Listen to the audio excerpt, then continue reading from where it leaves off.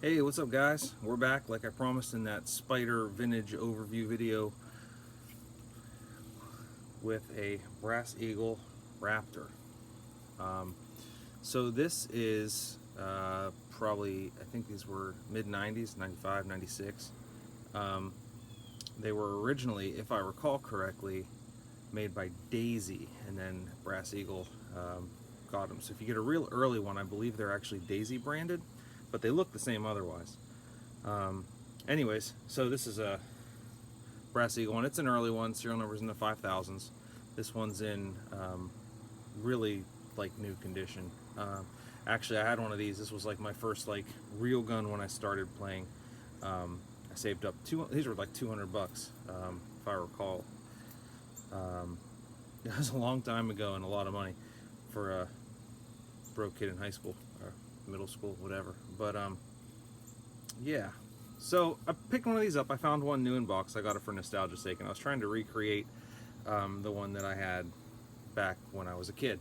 So it took a while. It took like 2 years of searching, but I found the Bob Long Cyclone bolt for it, which is in here.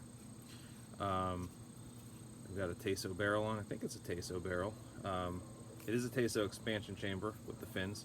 Other than that, it's pretty much what you see is what you get. It's a stack tube design. I believe it's the same as the F2 Illustrator. One thing that's funny with these, it's stack tube blowback, a lot like a spider, but it's different geometry and physics with some of the parts, the hammer size and all that. These have brass valves, and a big problem with these guns that people, well, it's not a problem if you know what you're doing with them, but if you would like cock it with no air in it and just repeatedly shoot it, or dry fire it without paint a lot, it would the hammer would actually smash in the end of the valve, and it would pinch the cup seal pin whenever and it would get stuck and cause a leak in the valve, and you'd have to kind of Dremel it out. I learned that the hard way when I was about 16. I remember doing that in my dad's garage. But super easy to work on, super reliable. It's just O-rings. Keep it lubed, whatever. They're fine. They're heavy. This thing is a brick, and it's big. I mean, it's a big gun. It's meaty, and if you're not careful, this little guy here, the cocking knob on the side, you know, if you like, you hold your thumb up here while you're shooting it or whatever, it'll it'll leave a mark. It's meaty. So I guess back when it came out, this competed directly with things like the Spider, the F4 Illustrator, the Tippmann Pro Light, 68 carbine, those kinds of guns. I mean, it was never an automag or an autococker. It was never, you know, high end, but it did the job, especially if you just played in the backyard with your friends, went to a field occasionally for rec days. There was absolutely nothing wrong with these. Just like a Spider, you know, any of those guns are, if you take care of your gun, it'll usually take care of you. These older ones, this is it's a hopper, it's power feed, but the hopper's on the right side. I believe the later models came with the hopper on the left side, which is beneficial if you're right-handed, because, you know, when you want to tuck in, you have to kind of hold your gun at an angle just to keep the hopper behind the tree. Whereas if there was hopper left, like the later models were, you didn't really have to. It was kind of inherently on the left, unless you're a lefty. If you're a lefty, maybe you like it this way. I'm not. So, but they made a bunch of different versions of these. There's your basic green Raptor. You probably see the most of those. In terms of the old school ones, they came with a shorter green, like a 10-inch barrel, not ported, loud as all hell, but it actually worked decent. They didn't come with the expansion chambers. In later years, you could get models with expansion chambers with better barrels, like the Raptor Extreme. The Silver Eagle, I think, even had a longer, slightly ported barrel, whereas these green ones didn't. If you get a really old one, these knobs, like this knob that goes behind your hammer, and this one for your bolt, and then this one up here, they'll be green. Those are really hard to come by. I don't see a lot of those. And also these were later a hex shaped instead of a cylinder. So There was a couple little changes and things that you can see between the years. Also, this has a wire detent. Some of the later models, I don't think the green ones, but definitely the Extremes and some of the LTDs and Silver Eagles had, I think, had plastic detents, a little more modern design, but these work just fine. They'll just wear out eventually, and they're, you know, if you get them snagged on something and pull them, they'll bend.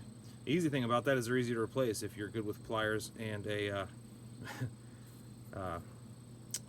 safety clip or paper clip.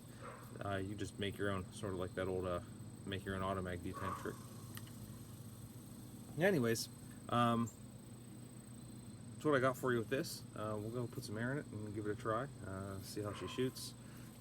Even though I got it new in box, I still went through because it was, you know, shoot, mission 30 some years, almost, you know, 25, close to 30 years old. I went through and replaced all the O-rings because of dry rot and who knows what else. It airs up and cycles with no leaks, so we're going to shoot some paint, see how it does. Okay, here we go. 43,000 generic tank, little multi-caliber loader.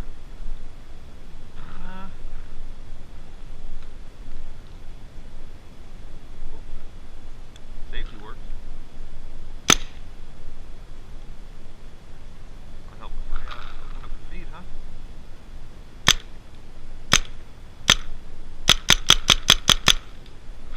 Oh, that's actually really nice.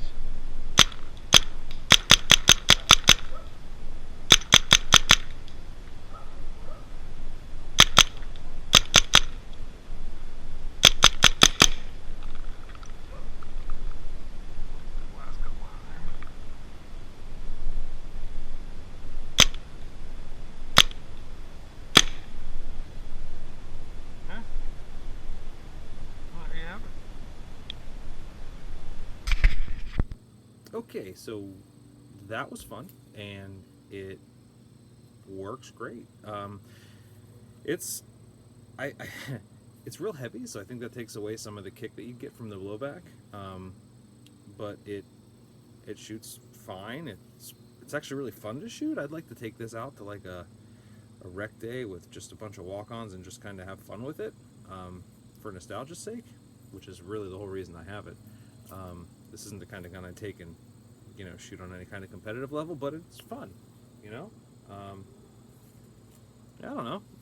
I like messing around with these old guns. If you want to pick one up, pick one up. It shoots a lot like a Spider. It's a bit heavier, feels more solid. But yeah, Brass Eagle Raptor, old school.